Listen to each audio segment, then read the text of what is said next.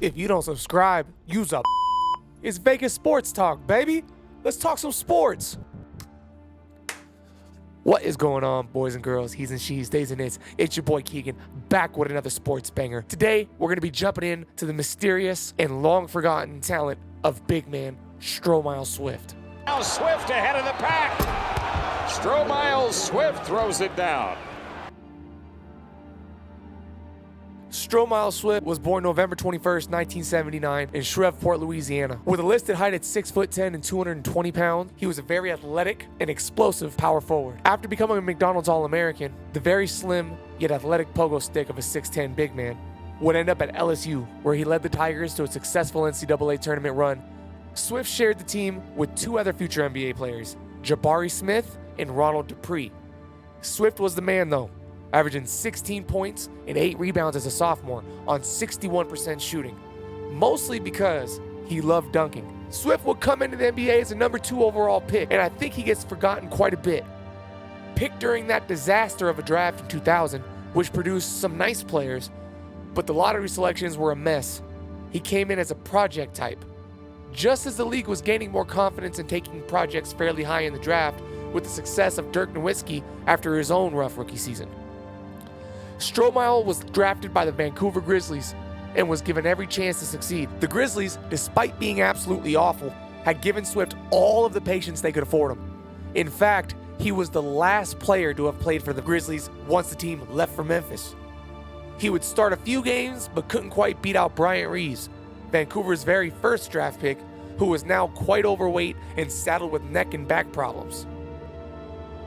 Stromile was tall and slim and full of athleticism, but short on skill, which is why his coaches would try to limit him to play against second units so that Swift could feast, but it never happened. Why?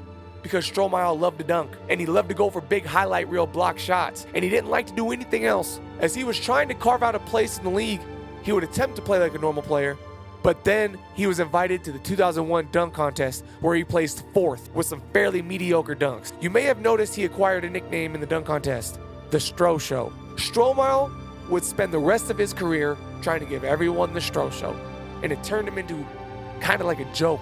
After he was given countless chances in Vancouver and Memphis, he escaped to the Rockets with a 4-year, $22 million deal, which he earned solely from his draft position and potential label.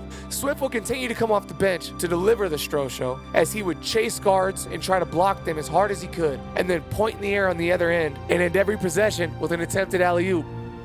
It sounds awesome, but it's hard to explain how sad it felt, at least to me. It seemed obvious to me that he was an NBA version of a guy you see at the rec center who doesn't practice anything but his dunks. Stromile wouldn't even attempt a normal shot as his career grew longer and lived on his reputation, the Stro Show. He would bounce around a bit, back to Memphis, to New Jersey, even Phoenix gave him a shot, which I don't remember at all, but B-Ball reference says it, so I'm just gonna believe him. He'd continue to come and go, doing nothing but produce highlights. His best, in my opinion, was as a net when he dunked all over fellow LSU alumni and guy who doesn't work on his game either, Tyrus Thomas. Remember him? I've been watching the NBA since about 1990-something. And this current era is by far the most talented and the best shape the league has ever been during my fandom, in my opinion. Guys come in, they can shoot, and they can jump. It's incredible. And every year there's a few guys who are absolute monsters when it comes to dunking. In the past, we had guys like Derrick Jones Jr. That's one guy I know of right now who could probably dunk on anyone, but experience tells me he won't stick around long because his athleticism is only going to get him so far. Jeremy Evans was one who came in, dunked and blocked his way into a few minutes, but ultimately went out since he's just not a very good player at all. After being cut by the 76ers in training camp, Swift went to China, where he continued dunking and blocking people much smaller than him, and showing off a few moves that lay dormant while stateside. Few experiences produce as much joy as dunking on someone, but I would imagine that Stromile Swift would give anything to be given a second chance to work on his game and have a more illustrious career in the NBA. It's your boy Keegan. Like, share, subscribe. I'm gone.